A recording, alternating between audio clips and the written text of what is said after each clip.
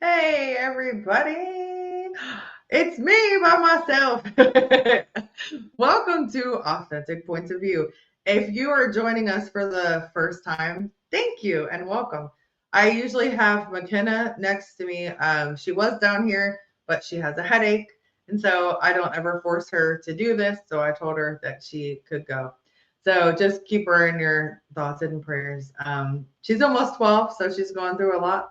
And yeah, she also needs to be more hydrated. So that will probably help with her headache, but I'll tell her that in a minute. But all right. So I'm excited about today's guest. She is awesome. And she is from Canada. So I'm excited. Sabrina Trobak lives in Fort St. John. I guess that means British Columbia, Canada. Okay. And is a registered counselor and is the author of Not Good Enough, Understanding Your Core Belief and Anxiety. So I'm really excited to ask about that. All right. Welcome, Sabrina, to the show. Hi. Hi. Ooh, did I remove you? What happened? Where did you go? Well, I don't know what happened. This is so live. So she I don't think I took her off of there. I hope not. We'll see. She'll probably jump right back on. We'll see what happened. Okay, let's see. All right. It's like, did I do that? What happened? All of a sudden, I just got kicked out. Oh no, I'm Yeah. sorry. I don't know what happened. No worries. She Oh told my me god. try again, so I just clicked the button. Oh my gosh. Live stuff is fun. Oh Yeah, no kidding. No worries at all. my god. Thank you for being here. I'm sorry you got kicked out. No worries. Thanks for having me, Danielle. You're welcome. So my this is not what I was going to talk about, but my show's Authentic Points of View, and I just go with the flow. But my family is from.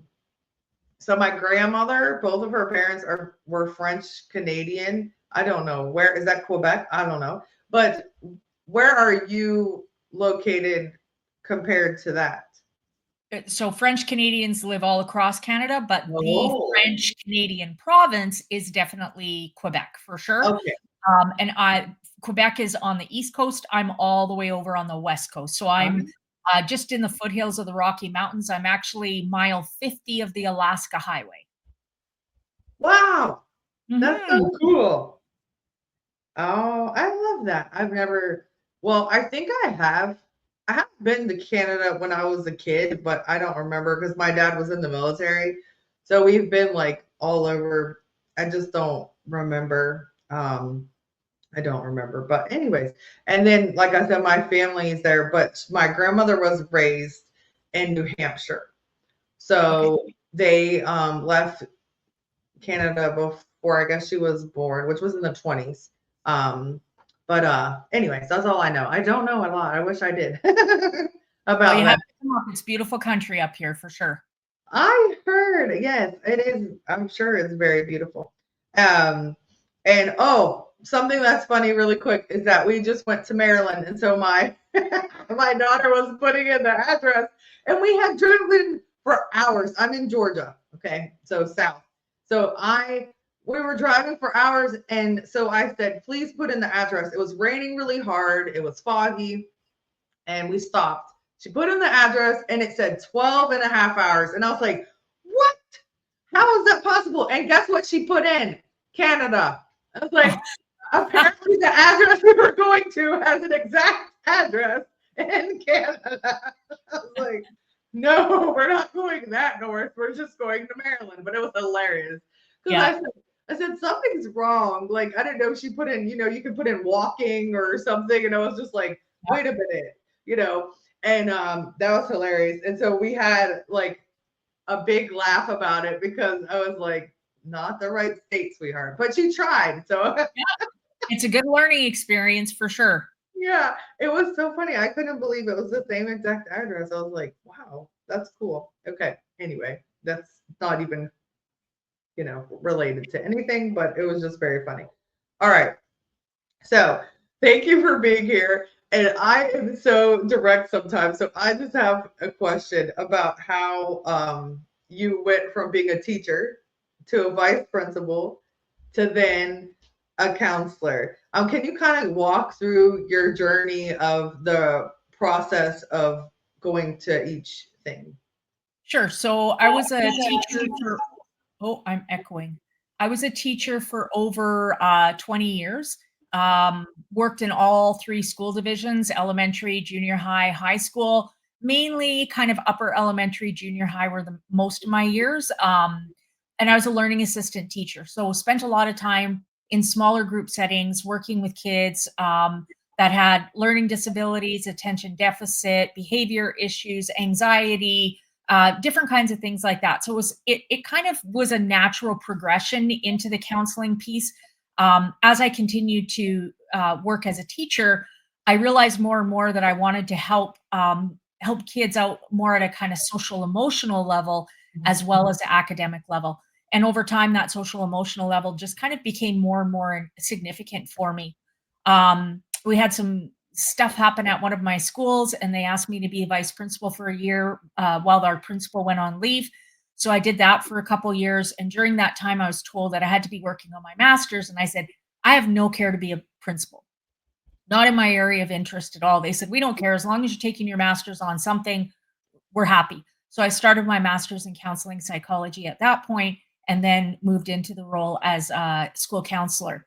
When I was school counselor, I went to a workshop presented by a man named Tony Martins, and he looked at it, the information was based on that perspective of that core belief, feeling not good enough, not important, not valued. At the end of the 3-day workshop, I just said, this is what I need to do. And every single word he said spoke to me. So I contacted him after the workshop and harassed him for about a year, and he finally agreed to treat me as model of therapy. And so I moved back home to Fort St. John and started my own private practice here. And within 6 months, I had a waiting list, and that was back in 2010. And I hate having to turn people away and tell them there's nothing I could do. At times, my waiting list was over 2 years long. Right now, it's about 8 to 12 months. And so the book kind of came out of fruition of trying to be able to provide a resource for people who can't access counseling for whatever reason, finances, waiting lists, maybe just not ready to take that leap to a counselor, but wanting to learn a little bit more. You can order a book online, and no one even really knows it's coming. So it's been a gradual progression over the years for sure. Wow. So that's a lot to unpack, and that's awesome. So, oh my goodness, what? I don't even know. Okay, let me think. So, the not good enough. Do you feel like you ever felt like that as a kid, or you just saw? And that might be too much of a question. You don't have to answer it if it's too much. But I didn't know if you felt you could see yourself in them, and that's what kind of motivated you, or what inspired you to help kids with anxiety or didn't feel not good enough. For sure. I think my dad's a very kind of kind, caring, empathetic person, believes in volunteering. So I kind of learned that growing up for sure. And so I think that's where the teaching kind of piece came. But then listening to that workshop, and everything hit for me at a professional level of, yeah, I can help my students with this, but it definitely also hit at a personal level of, oh yeah, that's been going on for me and I didn't even really realize it. Yeah. And so that core belief drives everything that we do. It's there, honestly, even before we're born, we're kind of born into a core belief depending on what our parents' core belief is. And so it's this thing that's there, and it grows, year after year after year. And for the vast majority of people, they're not even really aware it's there. So if I'm not aware, how can I do anything about it? It makes it really, really, really challenging. And so becoming aware and understanding how that core belief and challenging it has been, I mean, life changing for me and my family. Because when my core belief changes, the way I talk, handle, interact with my boys changes as well. So their core belief is shifting. And then to be able to do it at a professional level where I'm helping, the general public see something that's there that they didn't really realize, and realize that they can challenge and change that. It's a pretty impactful job that I have, for sure. Wow. Yeah. So, first of all, congratulations on having your practice and having a waiting list. But the sad part is that there are waiting lists, and that sometimes people, not to say anything against you, of course, because you can only take on so much. But that's the sad part, is that sometimes, people really do need help and they don't know where to turn.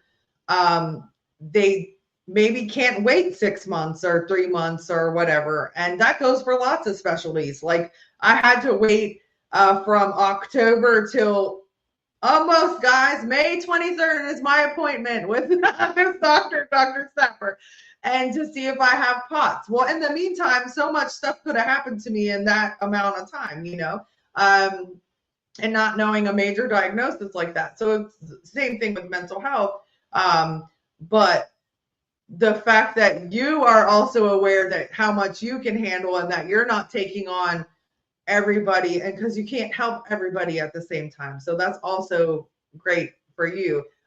Kudos to you for that. But it's hard because so many people need help. And you talk about core belief. And so I have a question about that. Does everybody, like, because you said it can change, does everybody have the same one? And how, as a counselor, do you help them find their core belief? So the core belief, varies from good enough, important, and valued to the other extreme of not good enough, not important, not valued. And they can be in in intensity. So everybody kind of falls within that realm in one area or not. And my goal as a therapist is to help people whose core belief is not good enough, not important, not valued, become more and more good enough, important, and valued. And we do that in a variety of different ways. One of the ways is we kind of look at current situations and what's going on and how they're handling things, and how they can maybe handle things in a bit more of a healthy way, managing their anxiety, understanding where their anger is coming from, understanding why they're making the choices, acting the way that they are. Once we understand why we're doing what we're doing, we can do things differently. Then the other thing we're doing is also going back and looking at all of a person's life experiences and gaining a better understanding of how those experiences influenced and developed a core belief, whether it's good enough, important, and valued, or not good enough, important, not valued. Once we start to see that and understand it, then we can do something about it.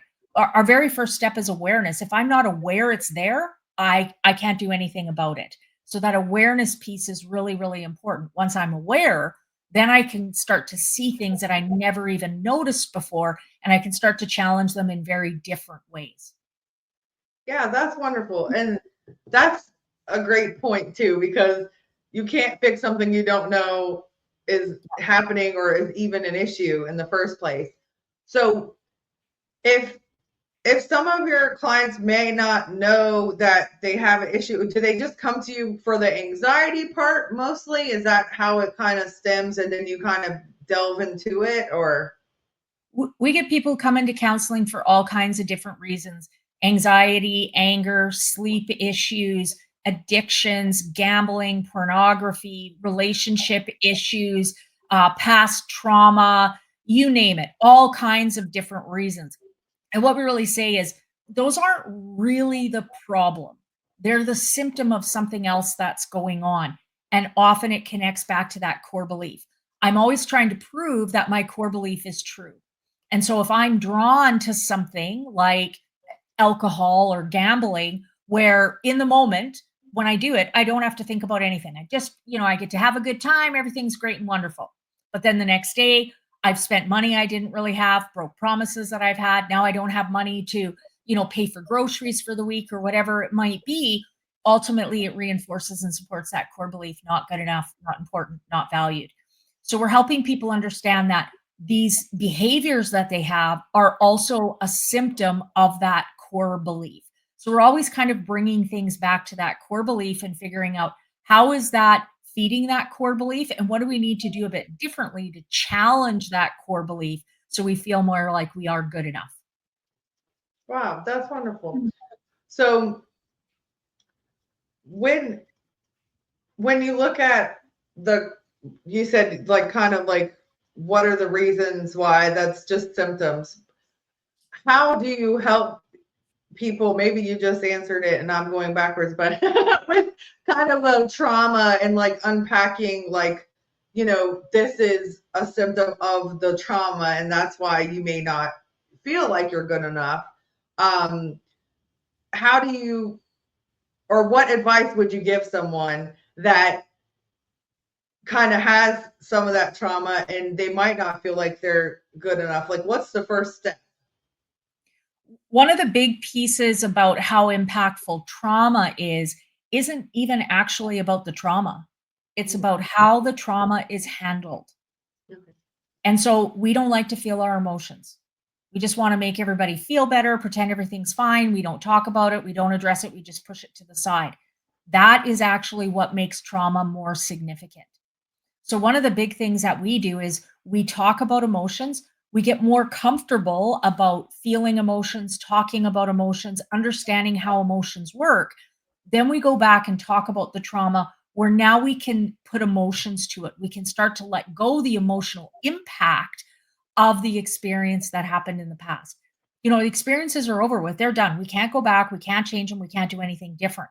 What we carry with us is the emotional impact of those traumatic events. So the better we get at being able to feel and sort through all emotions, the more we're going to be able to let out the emotions around that trauma when we can deal with that emotions from the trauma and let that out. Then that traumatic event, we're still going to remember it, but it becomes more of this thing on a shelf rather than this thing that we have to carry that's so heavy for us over and over and over again. Wow. Yeah. Oh, yeah. What we see is, often if we experience trauma, whether it's parents yelling or abuse or whatever it is, it often creates emotions like powerless, fear, anxiety. We don't like to feel those emotions. So every time we experience our parents yelling or whatever it might be, it creates those emotions and we just push it down, push it down, push it down, push it down, push it down. So now 20, 30, 40, 50 years later, when something happens that makes me feel powerless, fear, anxiety, it's not just about today. It's about all those times throughout my life that I've suppressed that emotion. So the emotion just gets bigger and bigger and bigger and harder to cope with. So we need to be able to go back and sort through and be okay, comfortable to feel those emotions and let it out. It's not fun feeling them, but we all know after a good cry, we feel better the next day. So we need to let those emotions out. The more we do that, that's how we really, a big part of resolving the trauma. We need to go back and gain a better understanding of it as well. But that emotion piece is a really, really, really important part. Yeah. So for kids, this show, we say it could be any kind of kids, but we usually just say it's like 10 and up. Maybe they're getting yelled at, or maybe they just feel like they just can't do good enough, right? And so sometimes that's maybe the perception is that, like, even I just had this situation with my daughter. And if we didn't have communication, it would have been bad and she would have felt really, really bad. But I had to say sorry. But what would you say? So, like, I love journaling. Do you think that that would be a good way for like a child to just get out their emotions at the time? Or what would be a good way for children to express their emotions without having to say it to the person if they can't? Right. You actually don't have to get to get your emotions out. You don't have to do it to anyone. Yeah. You can just do it on your own. So journaling can be a useful tool, but not everybody's big into journaling. And so, one of the things that we look at is get an emotions list. You can get them on the internet. There's one on my website in my blog section. But get an emotions list that just lists all kinds of different emotions. And then when you're feeling something, Go through and read over the list and just recognize which ones seem to be kind of hitting home for you. Even just reading those emotions and thinking, yep, that's what I'm feeling, you're slowly allowing yourself to feel a little bit of emotion at a time. If you're 10, 12, 13, 14 years old and you've never really felt emotion, feeling it is scary. It's overwhelming. So we want to go very slow, just little tiny steps at a time. So being able to look at a list of emotions and help me gain a better understanding of what I'm feeling is really, really, really important. You don't need to share that with anyone else. Really, it's no one else's business. If you have someone that you can confide in and that can help you and support you, great, go for it. But you don't need anyone else to do that. That's one of the really important things to remember about that core belief. The only one who can challenge and change your core belief is you.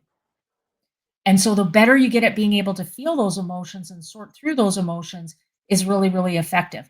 As a family, one of the things that we recommend is just start talking more about emotions. Watching a family movie night, pause the movie and go, "Ooh, what do you think that guy's feeling? How would you feel in that situation?" And so even when everything's just neutral, I'm feeling fine, maybe even happy, excited, calm, those are the best times to talk about emotions because I'm not already trying to hold in a bunch of emotions to begin with. So just talking about emotions, if you're, reading your child a bedtime story or you're the child being read to, stop and talk to your parent about what do you think that character's feeling right now? How would I feel in that situation? Allowing yourself to talk about those emotions, normalize it. If I can have a normal general conversation about emotions 10, 15, 30 times, then when I'm feeling emotions, it's going to be more comfortable for me to talk about what I'm really feeling when the emotion is really there. So we need to start small when things are calm and settled and just start talking more about emotions. I love that advice. That's great advice. Um, I guess I do that with my daughter, but my boys are way older. So I have three boys. Two of them, I had one at 18, one at 20, and then I got a bonus son when he was 4 years old. And then I had my daughter, and the oldest one is 12 years older than her. So I am a totally different person now than I was then. Yep.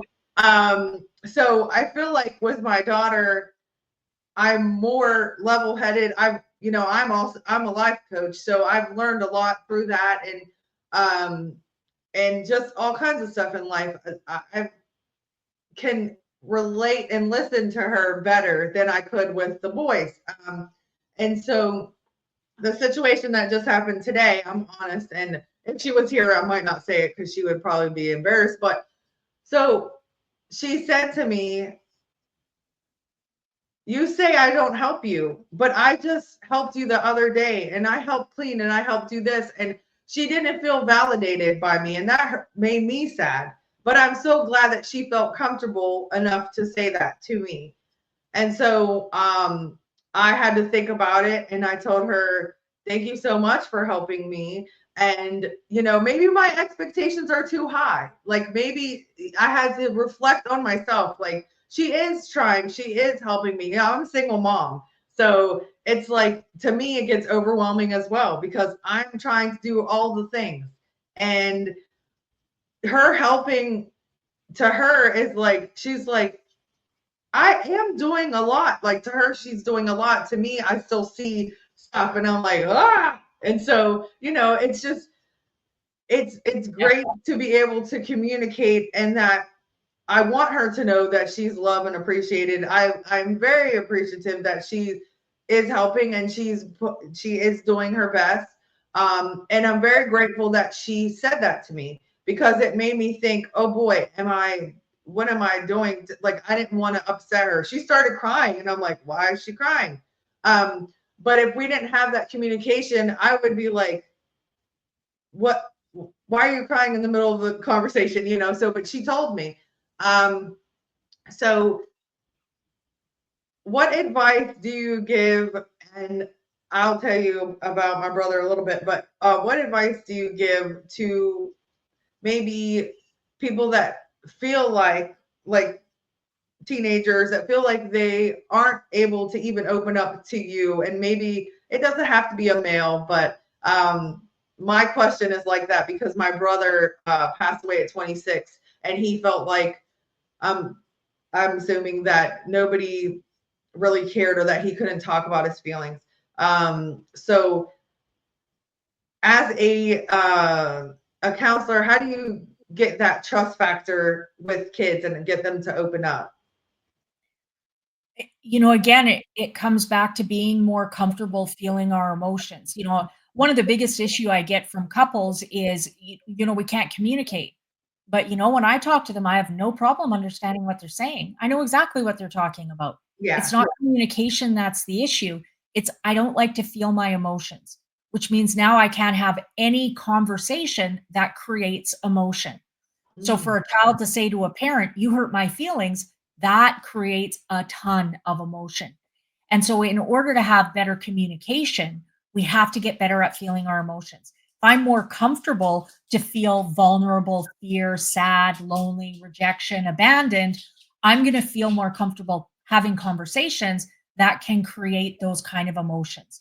So we need to really, again, it comes back to that emotion piece, talking about emotions when things are calm and neutral and everything's going well, figuring things out, understanding things at that emotional level. Now I'm going to be more open to be able to talk about whatever it is I need to talk about. But if one of the things that I think is really, really important is kids are always watching, and they see their parents, and their parents getting angry because the shoes aren't put away in the front entrance. Well, then I'm not gonna talk to my parents about something that might make them feel anxious or overwhelmed. If shoes are stressing them out, I'm not gonna talk to them about other things as well. So as parents, one of the key things we need to do is get really good at being able to feel our emotions and really think about what's going on for us. How am I presenting for my child? The better we get at looking at that and seeing how we're actually presenting, the more we're going to be able to manage things. And being a healthy parent doesn't mean you never screw up. Being a healthy parent means when I screw up, I'm okay to own it, which is also a vital lesson to teach our children as well. So if I can, say, "Oh, you never help," and then my child gets upset and says, "You say that, but it's not really true," and I can go, "You know what? You're right. You did help out a lot this weekend. That was about me feeling overwhelmed, not really about you at all."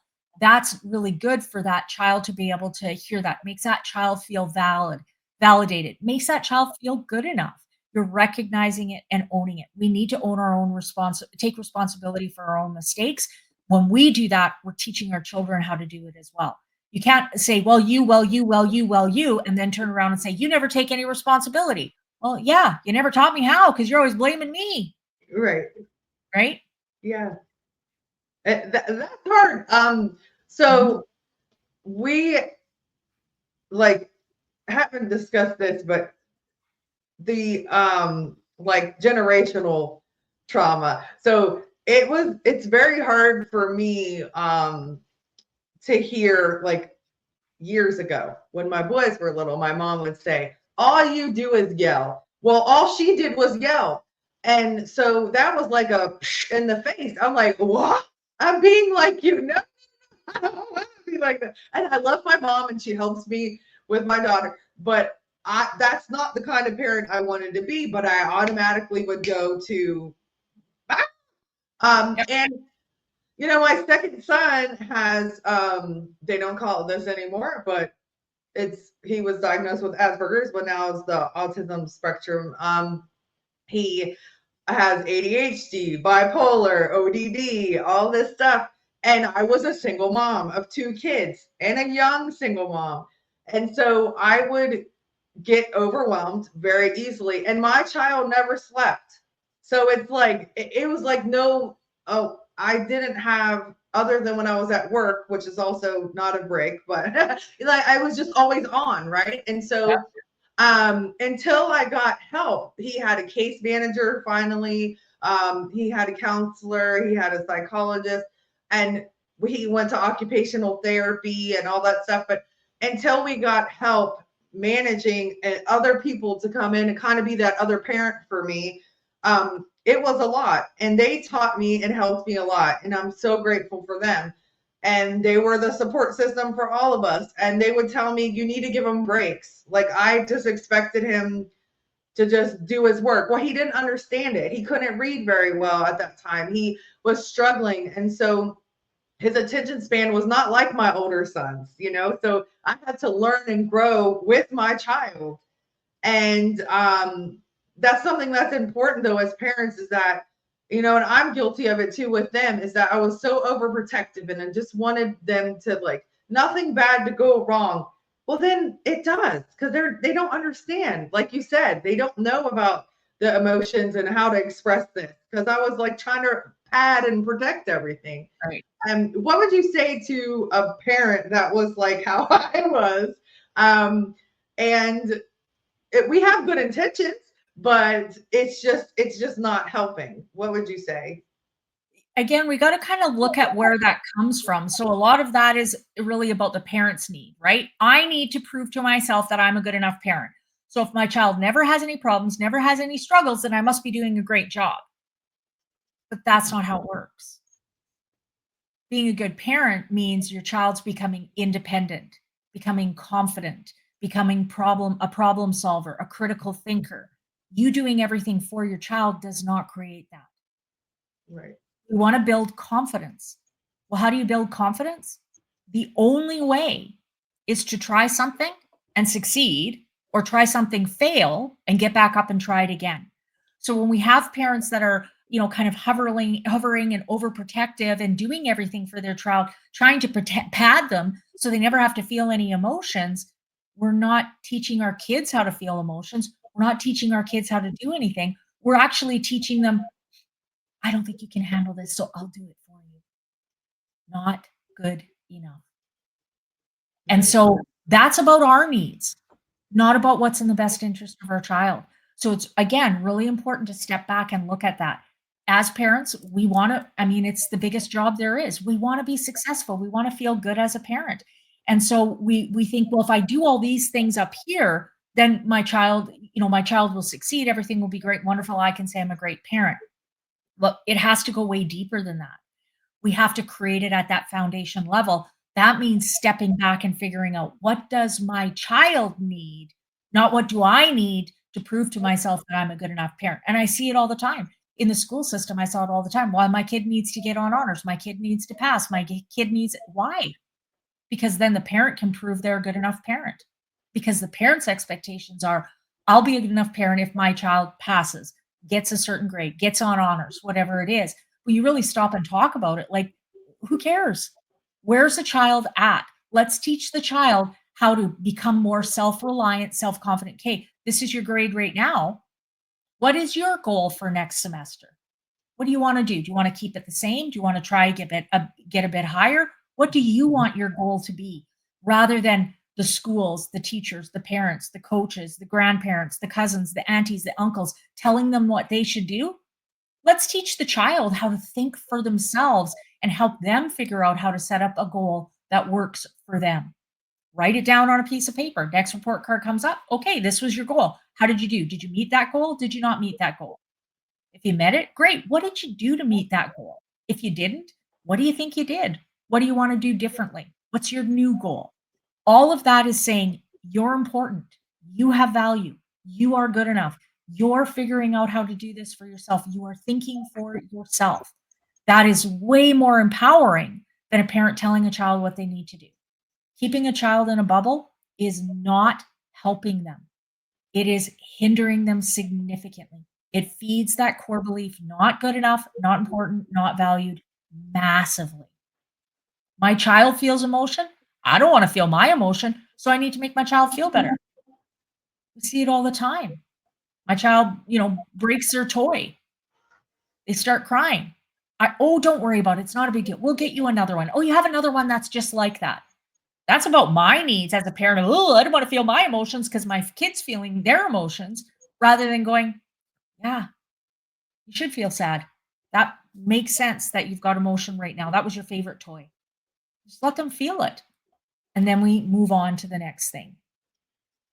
So we need to be aware of, what am I doing? Is it in my best interest? Is it my needs? Or is it really about my child's needs? just stopping and thinking through that filter will make a huge difference in your parenting for sure. Yeah. Well, that's so you just thank you, Yolanda, for watching. Yes, she said she totally agrees. So I consciously, yeah, I never did those things out of about me. It was because I didn't get what I needed, and my mom just let us run free and all this stuff. So I did the opposite. So I didn't have the intention of like it makes me look like a good parent because my son was getting in trouble all the time. Okay, but why did you do the opposite? Because I feel because of what it stems my brother. So everything I did was because I didn't want what happened with my brother to happen to my kids. Now, my brother hadn't passed away. My brother took his own life. And so I actually heard it too. I was on the phone and my mom was there. But anyway, so my mom enabled my brother and she was very hard on me. Now I'm very grateful that she was harder on me. I'm very grateful for that. But at the time I wasn't. I was jealous and I was upset about everything. Why does he get away with this? Blah blah blah. But with my boys, it wasn't about like again how I looked. I didn't think maybe it was, but to me it wasn't. But it was more of like I was just didn't want anything bad to happen to them. I wanted, and it wasn't in my mind. And again, maybe from professional, maybe that was what it was, but not to me. I didn't ever do it in like, oh, if this happens, it will make me look bad. It was like, I don't want them to be hurt. Well, of course they're going to get hurt. I mean, it wasn't a valid way of thinking, but it was just like, oh, I don't want them to think that I don't care. My kids, not me, don't think that they don't care, and I just let them run loose all day. And that's because that's kind of like what happened with us is that we would just be, and that's how it was back in the day. It was different, but like there was no like check in at this time, this and that. We could have been missing for hours, and you know. So I think it was from that. Like I didn't want to be like that. And I think that's a valid point. I'm glad you brought it out because I'm not talking about like I need to look like a good parent. It is those things, right? If my child doesn't get hurt, then I have done a good job. As parents, we want to do a good job. We want to do what's Yeah, best, true. right? And so we have this perspective of, if my child doesn't get hurt, then I've done a good job. But again, we can't control everything that happens out there. Right. Kids are going to get hurt. What we want to do is teach them so they have the skills. So when something goes wrong, they know how to handle it. Right. But we often get in that protective mode where we just want them to be safe. That's the way we feel as parents. We've been doing that for generations. And often we see that, well, my mom did this or my dad did this, it didn't really work. So I'm doing this over here. Problem is, one end of the spectrum to the other end of the spectrum still isn't it still reinforces and feeds not good enough, not important, not valued. So it's not until I really work on myself and challenge my own core belief, once I start to believe in myself, then I can start to think through and make those decisions about what do I need to do what's best here. But if I believe I'm not good enough, I'm not going to trust in myself that I can make these decisions, especially around parenting, because how much education and training do we get in parenting? Right? We go to work, we get supervision, we get mentorship, we have policies, we have procedures, we have education, we have professional development. We have all these things in place to help us be successful in that work. We didn't get any of that for parenting. We're just kind of dropped in and it's like, okay, well, do what your parents did or don't do what your parents did. So we're not going to feel as confident in those skills because we don't have the knowledge and the training, which means I'm not going to trust in myself that I know how to make these decisions. So I just go all or none. Then I don't have to really think through it. The more I believe in myself, the more I can go, okay, in this situation, what do I want to do? What's the best way? What's really going on for my child? How do I handle this in a very different way? But if I feel not good enough, I'm going to be more drawn to those quick responses that are kind of all or none for sure. Yeah, that's great advice. Thank you. And that's why I'm super blessed that I learned from those those situations and that I listened to my kids. My kids are now grown men. And my son with a lot of diagnosis told me that he felt like the other one got more attention, but in reality, he was getting a lot of attention because I was going to all of his appointments and all these things, and he had an IEP. I don't know if you guys have IEPs or what you call them. Okay. But I was different, weird. I was protected, but I also learned a lot. And then when he became a teenager, I held him accountable. And I would say, and if something happened, for instance, I love him. He's doing great now. He's fantastic. He's a father. He's doing fantastic. He's changed so much, and I'm so proud of him. But anyway, when he was a teenager, he got in trouble in school because he got in a fight, and and he lied about it, and it was on camera. So we would have to do a meeting, and they would say, "Is it his diagnosis or him?" I was like, "No, it was him. It wasn't diagnosis." Like, I don't understand. But when children in the United States have an IEP and they get suspended or expelled or whatever, you have to have an IEP meeting and to see if this, and that. But I taught him, and that's about me, but I'm not trying to make it about me, but I taught him better than that. Like, he would hold open doors for people. Like, he was, he knew those values. And even though he had those diagnoses, yes, he's very impulsive and all that stuff. You lied about it. You purposely lied about it, right? So I would hold him accountable. And now that he's a grown man, he thanked me for that.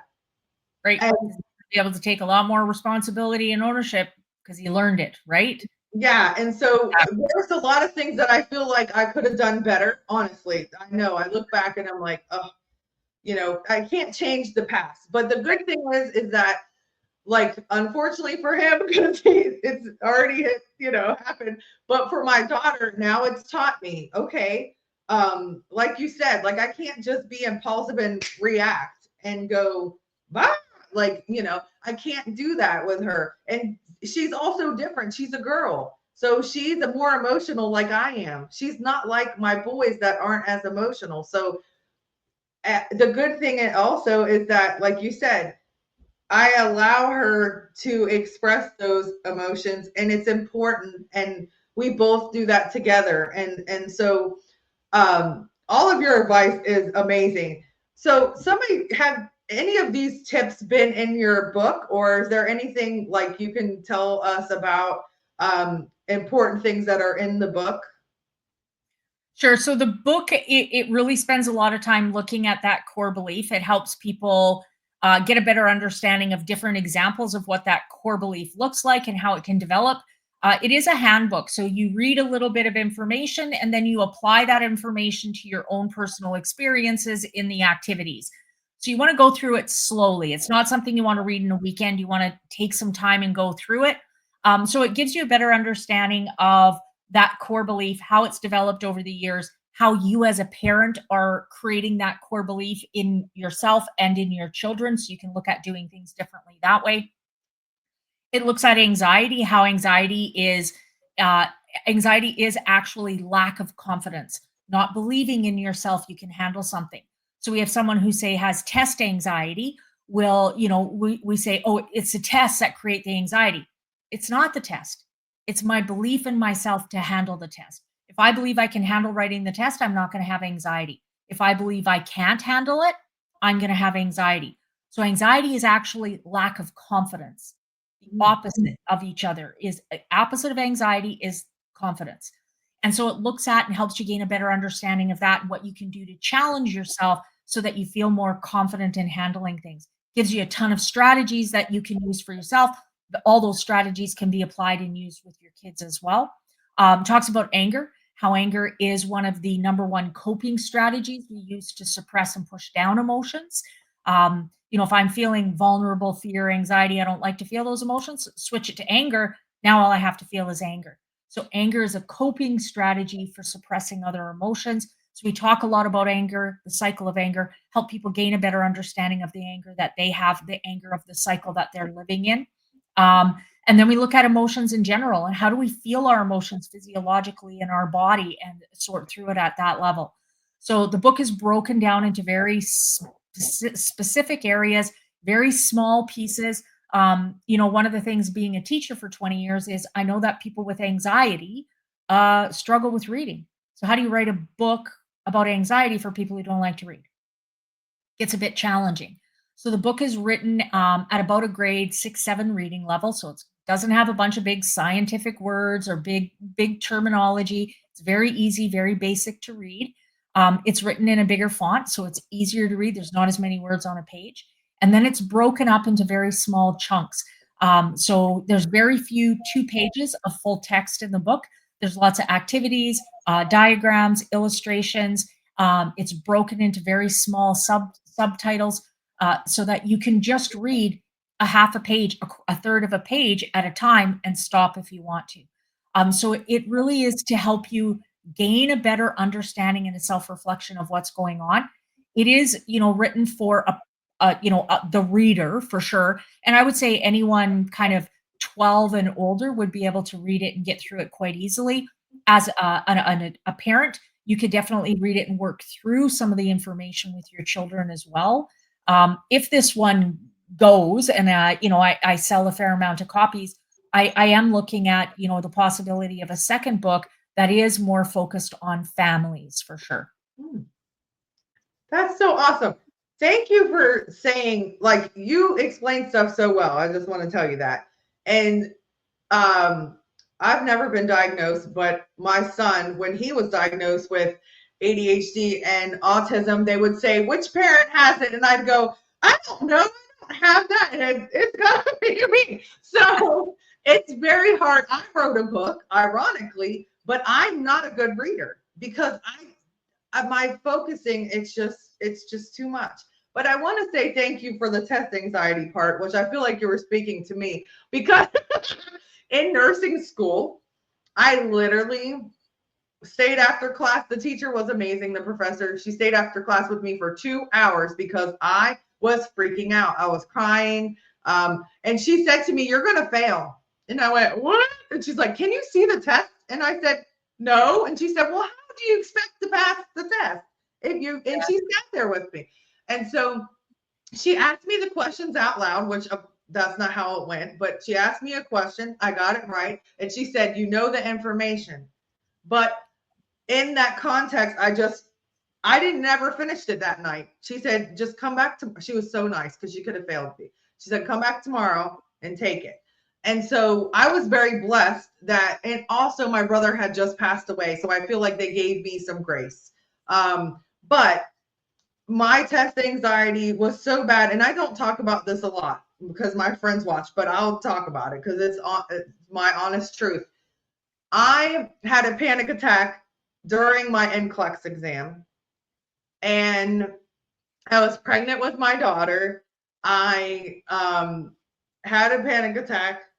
I had all the questions, but at the end, I was running out of time. You only have 5.5 hours. Most people don't even close to that. But if you have test anxiety and you doubt your answers, yeah.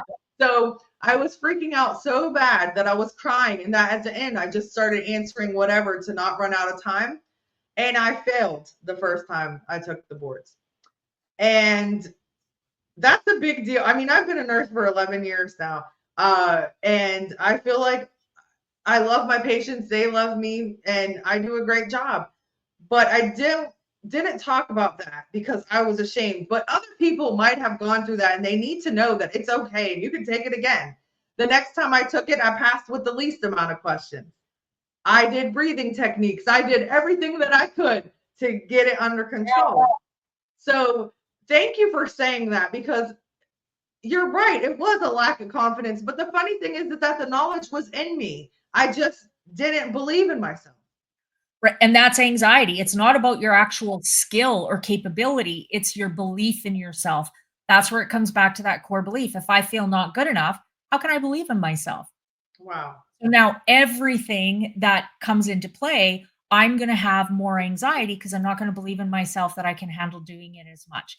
Because one of the things in the school system, we're looking at kids with anxiety, ADHD, learning disabilities, is they're usually very bright. They know all the information. They just can't figure out how to get it out onto the page. So that's where the IEPs can be very helpful in being able to use a scribe, get more writing time, doing writing in quiet settings, those things can bring that anxiety down. Now I can really see more what my actual skill or abilities are.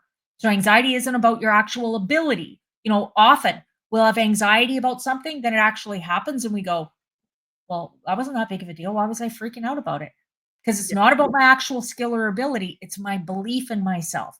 So anxiety is almost always higher before the event. Because once my skills and my ability kick in and I know what I'm actually doing, the anxiety goes away. It's not about the actual ability, it's about my belief in myself. That core belief is not good enough. There's a much higher chance I'm going to have more anxiety for sure. Wow. I love it. And it's so accurate. And when you don't think of things a certain way, or you don't never heard it a certain way, and then you Yeah. do, and you're like, what? Like, like that makes so much sense. Oh Yeah. my goodness. I wish McKenna was here, because at her age, I'm gonna play this part for her, because at her age, that's important, because she is so smart, and she's in everything. She's like a overachiever, and I do not push that on her. She's just like that naturally. But she's an ambassador, a leader, Bible study, dance, band, winter guard, and she's just like in more and more things. And I allow her to try. I'm like, okay, you want to do that? Okay, let's see how it goes. And I always tell her, your grades have to keep up. You have to keep up your grades, but if you can handle all the things, go ahead. But it does overwhelm her. And that's another thing I tell her, is that, if you're getting anxious about stuff, maybe too much is on your plate. Maybe you're doing too much. Um, but what I'm going to ask you, selfishly, what advice would you give me to tell her, like, to figure out, like, which things she really likes, like if she's doing too much? What do I say as a parent to not discourage her, but try to encourage her to figure out, to balance? And I think that's the key word, is balance, right? If she's talking about how she's overwhelmed, how she's stressed, how she's really tired all the time, then I would say it doesn't sound like you got balance. Okay. What do we need to do to create balance? What can that look like? Let's look at all the things that you do throughout a week, and then let's really look at, is this balance, is it realistic or not? And maybe it is, but maybe it's not. And so then it's like, okay, so what do we need to do differently? Maybe she loves every single activity and doesn't want to change that. Okay, so how do we create more downtime for you in those other times?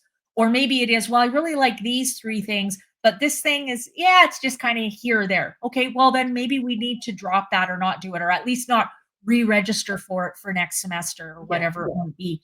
But the other thing, again, is going back to that core belief. Why are you doing everything? Are you doing everything because you're curious and you're passionate and it's exciting for you? Or are you doing it because you want to try to prove you're good enough, prove you're good enough, prove you're good enough, prove you're good enough? If you're doing it that way, it's not a healthy way to do it.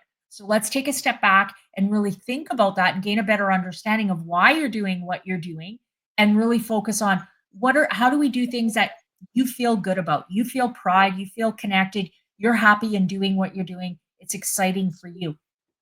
That's where that balance really kind of comes into play. But the other piece is, being 10, 11, 12, 13, 14, 15, 16, 17 years old, you almost should feel not good enough, because you are now being exposed to so many things that you've never done before, Yeah. and you're not going to feel as confident in yourself. Really up until you're 7, 8, 9, you don't have to do anything on your own, right? Mom and dad are there, they're cooking for you, they're, helping you get ready for school, they're checking your agenda, they're doing all these things where you're very much kind of mothered, right? But once you get to that 10, 11, 12, now is that time where you're wanting to push away from your parents more and be more independent, which means now you're trying to navigate all these things that you've never had to navigate before. But Right. if I haven't done it, I'm not going to feel as confident in doing it. So that's part of that journey too, is, ooh, this feels uncomfortable. This feels awkward. What strategies do I use to help me figure out how to manage this?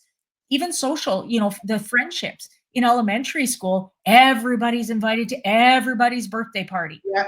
Well, by the time you're, 12, 13, 14 years old, that's not happening anymore. And you've got friends going in different directions. And so it can be heartbreaking when you're being rejected by a friend who's now going in a different pathway, or you're having to kind of end a friendship because it's not going the way you want to go anymore. the more you have that connection, those conversations with your parent, the more you're going to be able to talk through and sort through those things and figure it out. So it's really important that parents are aware of those things. We often put our expectations of our 30, 40, 50 years of life on our 10 or 11, 12, 13-year-old child. Well, they do not have the understanding. They do not have the knowledge base, right? Their experiences is what's making their decisions, not our experiences.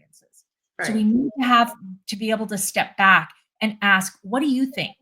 How do you want to handle this? What do you want to do? That's going to give us a much better idea of where their thinking is at and how we can better understand them. But we often try to kind of just swoop in and try to make them feel better rather than helping them build confidence by talking to them, asking, what do you need from me? How can I support you right now? Right? How do you want to handle this? What do you think you should do? All those things create confidence, create independence. Those are vital. Doing it for them, not helpful. Yeah, I love that. I actually just asked her yesterday, what can I do to help? Because and I'm trying my best, again, not perfect, but trying my best to encourage her to learn and problem solve and all this stuff.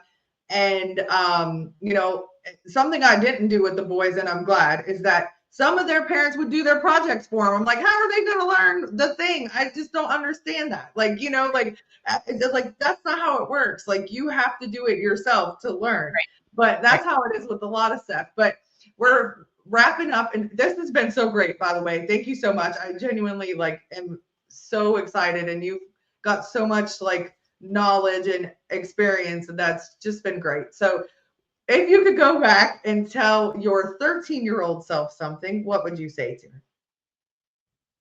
her? Focus on the things that you do well. If every night before I went to bed when I was 13, I thought about one thing that I did well before I went to sleep, it would have made a difference for sure. Wow. One of the things we suggest parents do is when you go to bed at night, go into the room and say to your child, I love you because, and tell them one thing that they've done that day that you really appreciate and value. We've gone from the generations where we never said, I love you. Now we flip to the other side of the pendulum where we say it 100 times a day. Or I say, I love spaghetti. I love you.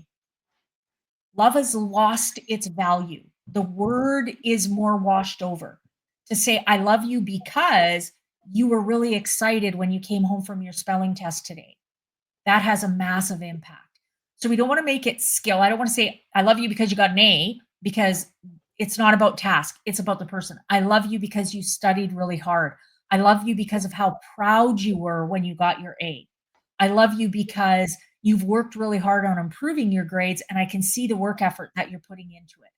So we want it to focus on them. I started doing that with my boys when they were very, very young, probably 7, 8 years old. They're now in their 20s. Right up until when they were in high school, I'd be going to bed before them, and they would come into my room, Mom, tell me why you love me. And I have to tell them why I went to bed.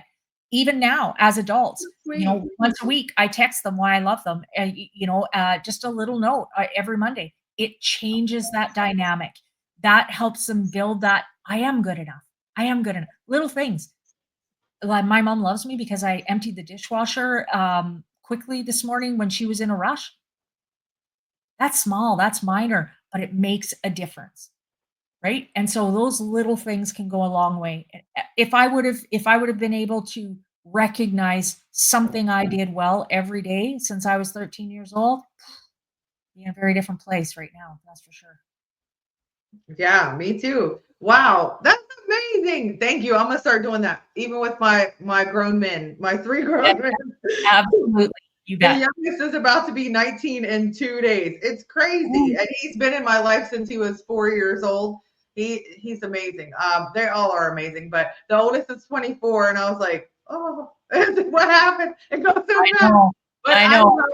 I love that advice, and I'm gonna definitely do it with McKenna as well. But just texting them and letting them know that's important, because my second son, he says I love you all the time, like me. And I had an ex, we were together, but he would be like, okay, that's a lot of I love yous, but I meant it. It wasn't fake, but he's like, okay. And a lot of people, it's a lot. And that's how McKenna is. McKenna is also like that. She says, I love you a lot, but saying I love you because that's so beautiful and so awesome. So I put your website like whoop, down at the bottom. I wasn't going to put all of the ones that you gave me, but I'll put them in the show notes. Okay. But if you want to say for the listeners that are just listening and not watching, where can we find you? Sure. So my website is trobakholistic.org. It is the best place. It's got all my social media links. It's got a page for if you want to buy my book. It's got a blog section that are, again, 2 to 4 minute reads just about different information around mental health. It also has a page on there that has all the podcast interviews that I've done as well. I am on YouTube and Facebook on Trobak Holistic Counseling. I'm on Instagram at NGE, so not good enough, NGE_Trobak, and on TikTok at NGE_core_belief. Oh, awesome. So is your book on Amazon as well, or just go on your website? Okay. My book is available on Amazon. It's currently sold out in Canada. And so they were taking some from the US, so it was a bit longer in the US. So you can order from Amazon, or you can order directly from me. And I have to charge a little bit more, but it's like $45 Canadian, which is still like under $30 American, which is about what they're charging on Amazon anyways. So you can order directly from me or through Amazon. You'll get it faster through Amazon, that's for sure. Okay. Awesome. Because, yeah, so we have listeners everywhere, actually in lots of different countries. So is there anywhere that they won't ship? Probably. I'm not sure. Pretty much all Amazons. It's available on all Amazons. So Okay. Amazon UK, Amazon, Australia. It's on all Amazons. So if you have access to Amazon, it's going to be on there. Not good enough. Understanding your core belief and anxiety. When I first brought out my book, I was the only not good enough book. Now there's more out there that are called that. So definitely not good enough. If you look my last name, Trobak, it should pop up for you. Okay. Thank you so much, Sabrina, for coming on and talking to us and giving us all this. And in a short amount of time, you really have covered so many important conversations and topics. I really appreciate it. I wish McKenna was here, but I'm glad. I hope she feels better. Yeah, for sure. But thank you so much. I hope you have a wonderful day. And everybody, we are on at 7 p.m. Eastern next week, not 3, because I have to work at the hospital. So, all right. Thank you, Sabrina. Take care. Bye-bye. Bye.